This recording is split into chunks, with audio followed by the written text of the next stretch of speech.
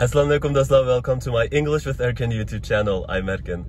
Bugünkü İngilizce dersimizde biz sizlarga intayin ahamiyatli bo'lgan bir jumla ingliz tilidagi jumla tuzash usulini o'rgatib qo'ymoqchimiz. Unda istiqdomlar davomli videoda bo'lsin.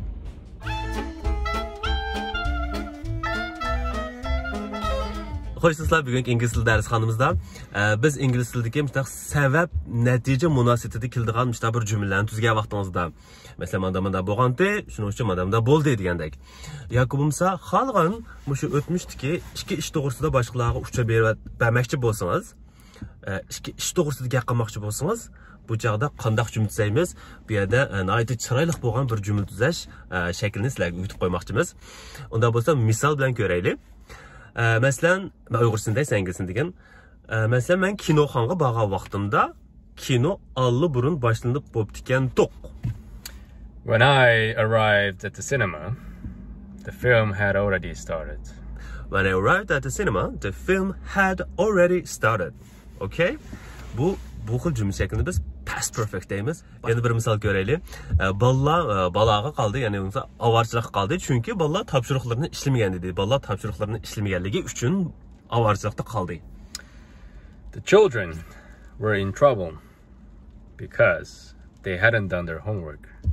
The children were in trouble because they hadn't done their homework. Okay. Nayet yaxshi. Endi biz bir aksicha bir jumla tuzab boqaylik, ya'ni negative, ya'ni bo'lishsiz jumla birini tuzab boqaylik. Sen jiddilashib qolding, chunki imtihonga yaxshi tayyorlik qilmagan eding. Imtihonga yaxshi tayyorlik qilmaganliging uchun jiddilashib qolding. You hadn't prepared for your exam. That's why you were nervous. Good. Yakumsa, you were nervous because you hadn't prepared well for the test, for your test. Okay, thank you very much. Unda bo'lsa, bu jumlalarning qoidasi qanday bo'ldi? Shu ekran ustiga chiqarib qo'yman, timeline bilan chiqarsak shunday yaxshi aniq chiqadi. Har qanday ikki ish to'g'risida o'tmishda bo'lib qolgan ikki ish to'g'risida gap qilgan vaqtingizda eng koni ishni, ma'lum bir ishlarning sababi bo'lgan, ma'lum bir natijalarning kelib chiqishining sababi bo'lgan ishlarni past perfect tuzaymiz, ya'ni had plus pp. Past participle, spätespel. Andan keyin yaqinroq bo'lgan ishni yoki bo'lmasa natijalarni past simple dan tuzsak, bu bir to'liq jumlangiz nihoyatda mukammal, nihoyatda chiroyli jumla, bo'lib grammatically precise, vaqt jihatdan nihoyatda aniq bo'lgan bir jumla bo'ldi. Endi bu yerda bir deb qo'yish to'g'ri bir gap bor. Bu jumlalarni aytaylik, biz tuzgan jumlalarni hammasini real turmushda mushtaq gap qilamdik degan savol. No, we don't. Real turmuşda unda deb ketishimizning hojati yo'q. Ig'iz tilida gapda qilgan vaqtimizda hamma odam oddiy jumlalarni, ya'ni past simple tense ishlatib gap qilsangiz bo'ldi. Masalan, boyaqi deb bo'lgan biz 3 jumlani ham oddiy past simple shaklda bir deylik, andan keyin past perfect shaklda bir deylik. Bunda qilsak farqini obdan tushunisizlar. Unda biz nima qilib javobda past simple ni o'rganib bunda tuzab ketamiz deyishi mumkin ba'zi bolalar.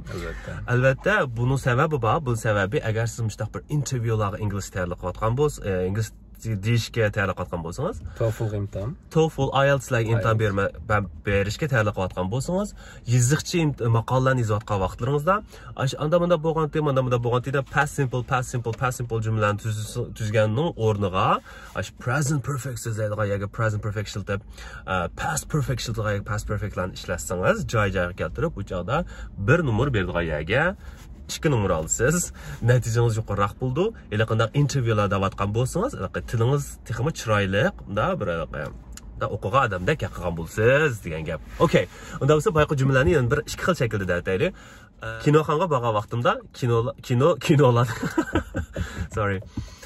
Kinoxonga bordim. Kinoxonga borgan vaqtimda baxtga qarshi kino allaqachon boshlanib bo'lgan ekan to'q. When I arrived at the cinema, the movie was already started.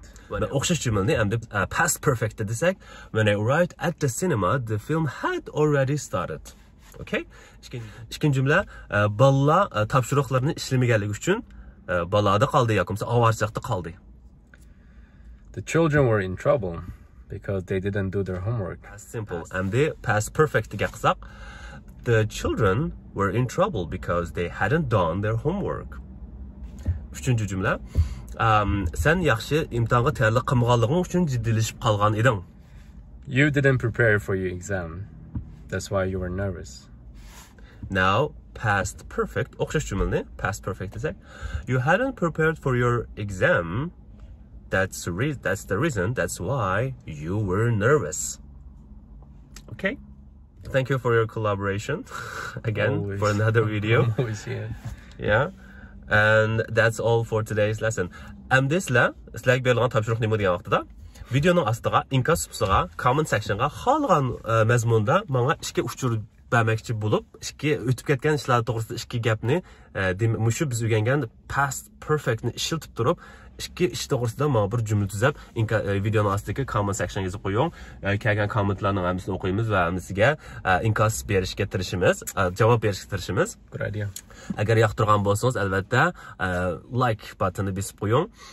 Texnicha subscribe bo'lmagan bo'lsangiz, texnicha abunat bo'lmagan bo'lsangiz, nima qarab tursiz? Sizlar abunat bo'lmasanglar, sizlar mushtari bo'lmasanglar, video ishlashni to'xtatib qo'ymiz.